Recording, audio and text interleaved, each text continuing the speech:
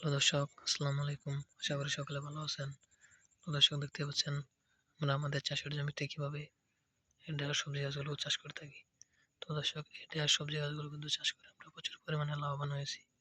তো দর্শক আপনারা চাইলে এইভাবে আপনাদের চাষের জমিতে কিন্তু এই ঢেঁড়স সবজি গাছগুলো চাষ করে ভালো টাকা লাভবান করতে পারবেন। তো দর্শক দেখতে পাচ্ছেন আমরা কিন্তু আমাদের পুরো জমিতে কিন্তু এভাবে এই ঢেঁড়স সবজি গাছগুলো কিন্তু চাষ করেছি। তো দর্শক এই ঢেঁড়স সবজিগুলো কিন্তু আমরা চাষ করে কিন্তু সেটা সবজিগুলো কিন্তু আমরা বাজারে নিয়ে বিক্রি করি এবং পাশাপাশি কিন্তু আমরা নিজেরাও খাই। তো দর্শক আপনারাও আপনাদের চাষের জমিতে এটা সবজি গাছগুলো চাষ করে কিন্তু সেটা সবজিগুলো বাজারে নিয়ে বিক্রি করতে পারবেন এবং পাশাপাশি আপনারা নিজেরাও খেতে পারবেন।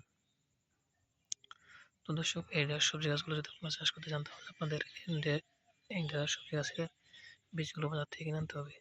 তারপর সেই বীজগুলো আপনাদের চাষের জমিতে ছিটিয়ে রোপণ করে দিলেই আপনাদের এই ঢেঁড়স সবজি গাছগুলো কিন্তু আস্তে আস্তে হয়ে যাবে। যখন এই ঢেঁড়স সবজি গাছগুলো পুরোদমে বড় হয়ে যাবে তখন কিন্তু এই ঢেঁড়স সবজি গাছে কিন্তু প্রচুর পরিমাণে ঢেঁড়সগুলো ধরবে। তখন কিন্তু আপনারা সেগুলো তুলে নিয়ে বাজারে বিক্রি করতে পারবেন এবং পাশাপাশি আপনারা নিজেরাও খেতে পারবেন। তো দর্শক দেখতে পাচ্ছেন আমরা কিভাবে আমাদের চাষের জমিতে এই ঢেঁড়স সবজি গাছগুলো চাষ করে থাকি। তো দর্শক আপনারা চাইলে এভাবে এই ঢেঁড়স সবজি গাছগুলো চাষ করতে পারেন। তো দর্শক আমাদের ভিডিওটি যদি আপনার একটু ভালো লেগে থাকে তাহলে অবশ্যই চ্যানেলটি সাবস্ক্রাইব করে দেবেন এবং ভিডিওতে একটি লাইক করে দেবেন। ধন্যবাদ, সবাই ভালো থাকবেন। আসসালামু আলাইকুম।